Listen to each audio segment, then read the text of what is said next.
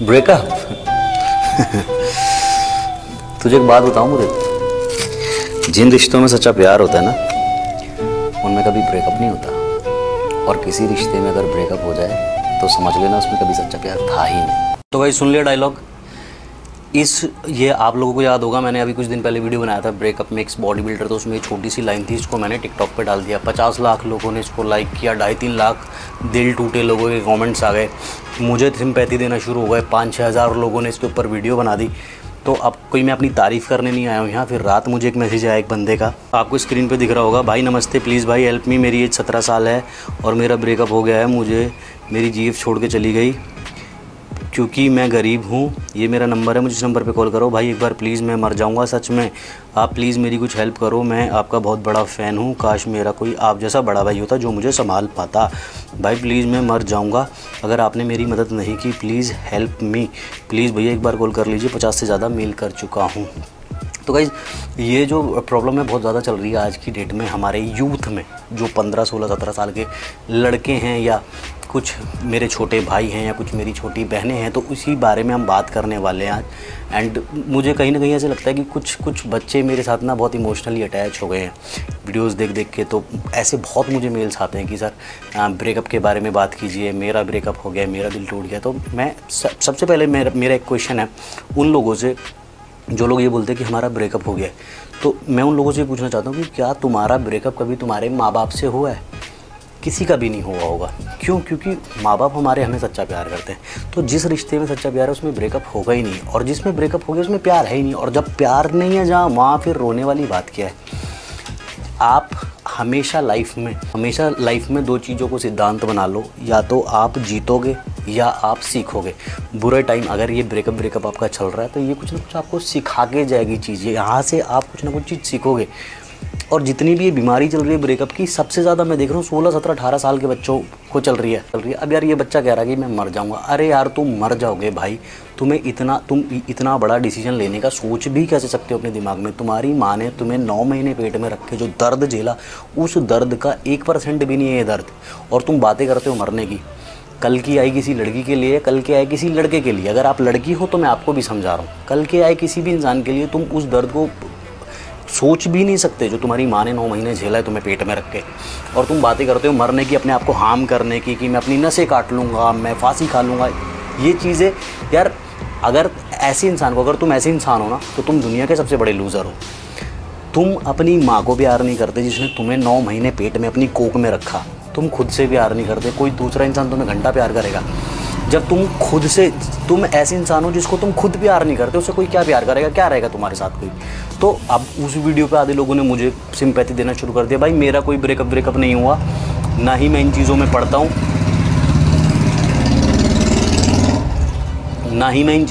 हूँ, और होगा भी कभी तो मुझे घंटा नहीं फ़र्क पड़ने वाला है। क्यों? बिकॉज मैंने अपने आप को एक प्रॉमिस किया हुआ है कि मेरी इस ज़िंदगी का एक भी मोमेंट, एक भी सेकंड मैं किसी भी फालतू चीज़ के लिए वेस्ट नहीं करने वाला। चाहे वो कोई लड़की हो, चाहे वो कोई काम हो, चाहे वो कोई दोस्त हो, चाहे कुछ भी हो, मेरी लाइफ का एक सेकंड भी नहीं मैं वेस्ट करने वाला किसी फालतू काम में।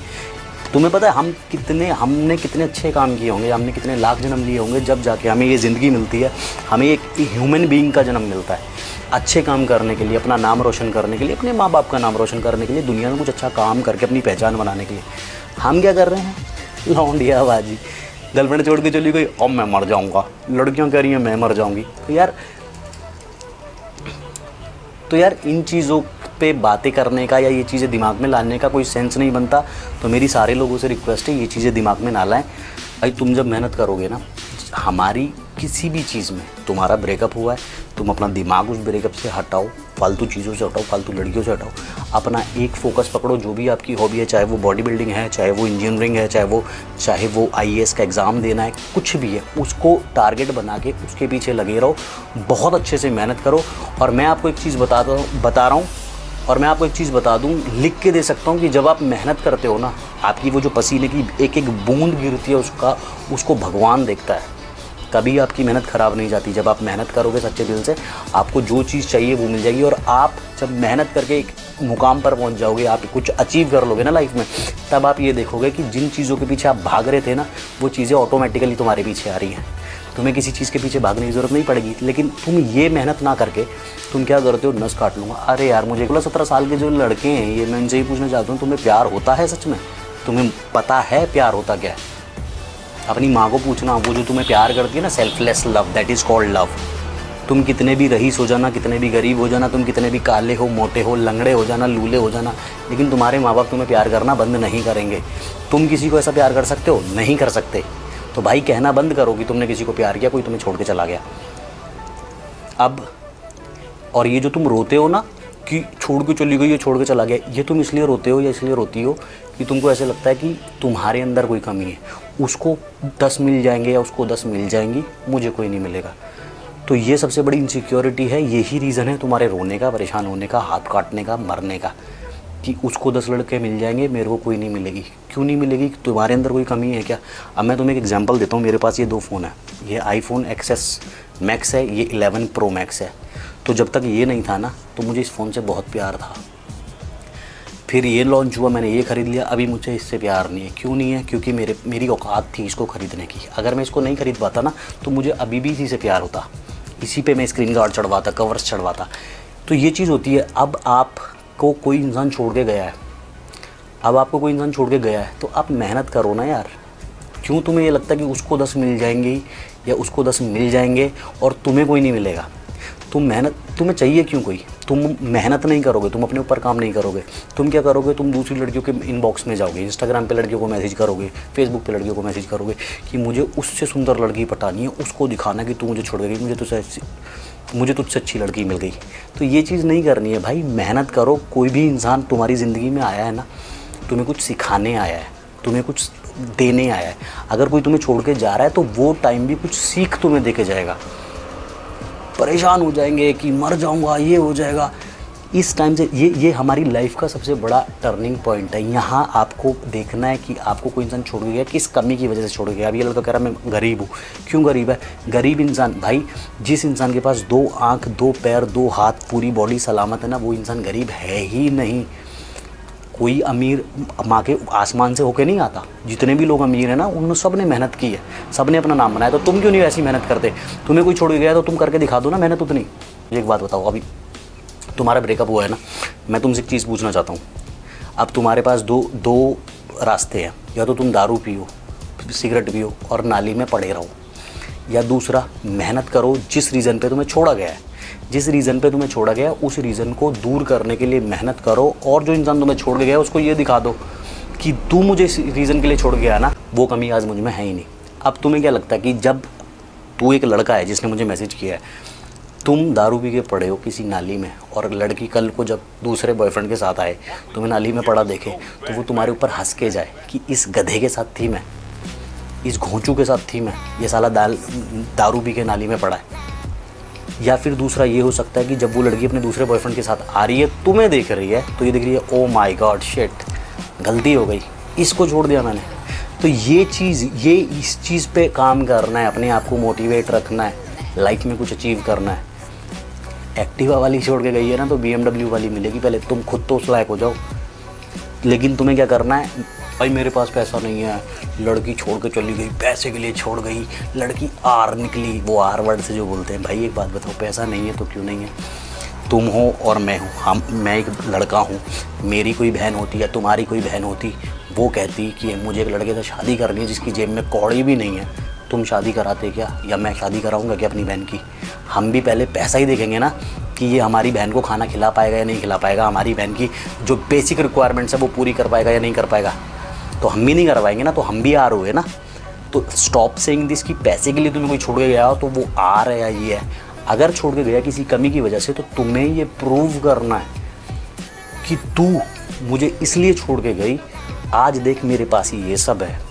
अब तू रोना सारी ज़िंदगी कि तूने क्या खोया है, और मैं हंसूंगा सारी ज़िंदगी तुझे थैंक्स बोलकर कि तूने उस दिन मुझे छोड़ा ना होता तो आज मैं यहाँ ना होता। This should be your attitude. मुझे जो तुम लोग ये पूछते रहते हो ना कि सर आपका ब्रेकअप ये वो, आप हमें बताइए। भाई मेरी लाइफ का सीधा सीधा रूल है कि I am not going to waste a single second of my life in this kind of bullshit. एक सेकेंड नहीं वेस्ट करने वाला मैं। कोई आता है, यू आर मोस्ट वेलकम, कोई जाता है तो भैया जाओ। मुझे किसी की ना, मेरे को मेरे प्यार करने वाली मेरी माँ है, मेरा बाप है, एंड आई नो दिस कि चाहे मैं लंगड़ा हो जाऊँ, चाहे मैं लूला हो जाऊँ, चाहे मेरी आँख फूट जाए, चाहे मैं गरीब हो जाऊँ, चाहे मैं अमीर हो जाऊँ, वो लोग ऐसे हैं जिनका बिहेवियर कभी मेरे लिए चेंज नहीं होगा। मेरे भाई, ये जो बाहर की दुनिया है ना, तुमको ऐसे लगता है कि गर्लफ्रेंड है, दोस्त है, कुछ नहीं होता। सारी चीज़ें तुम्हारे स्टेटस के अकॉर्डिंग बनती है।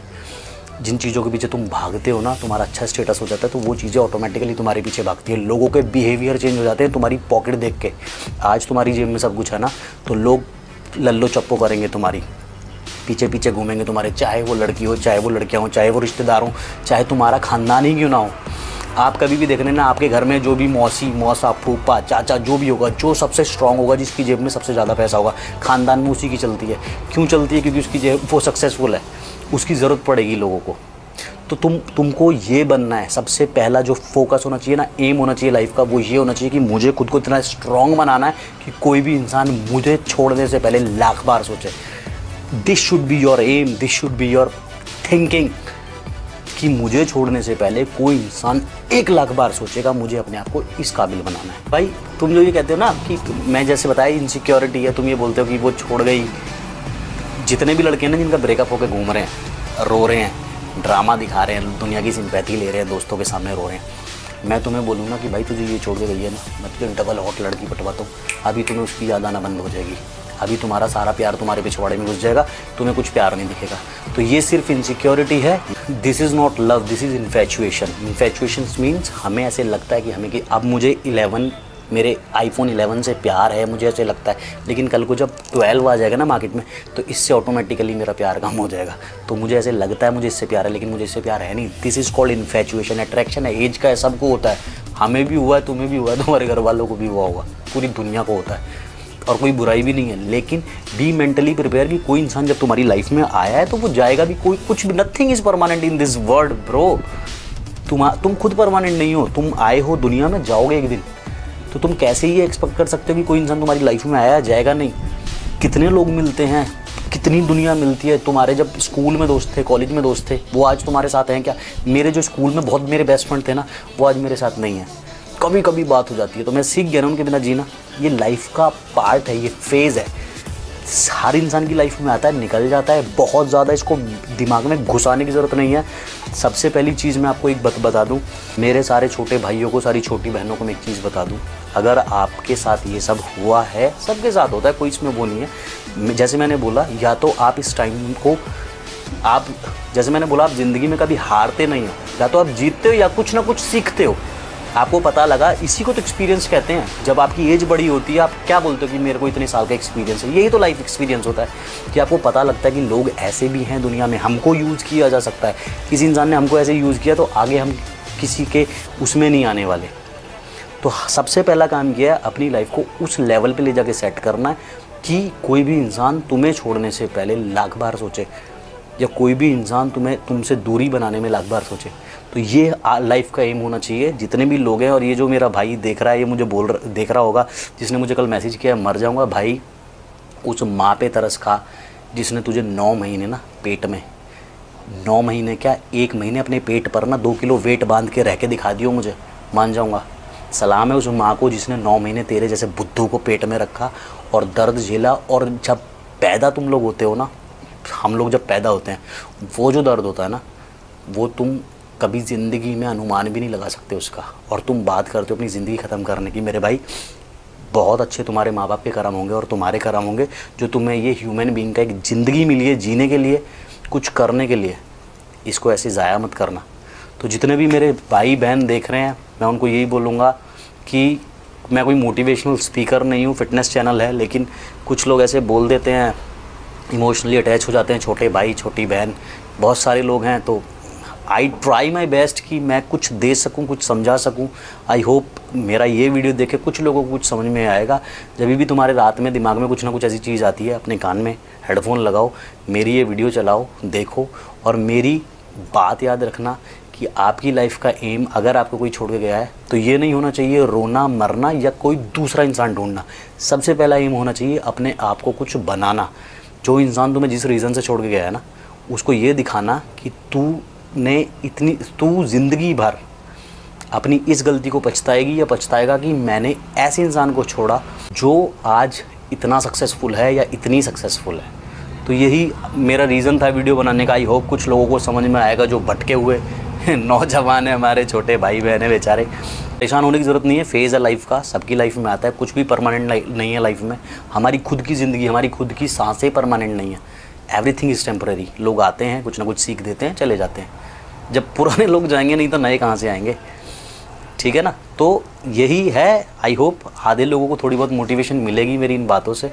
कमेंट करके मुझे बताना अगर मिले, और मुझे वादा करना नीचे कमेंट करके कि आज के बाद तुम परेशान नहीं होने वाले, सिर्फ़ और सिर्फ अपने कैरियर पे ध्यान दोगे। Love you all. मिलूंगा नेक्स्ट वीडियो में। टिल देन मत पड़ो चक्कर में, कोई भी ना टक्कर में।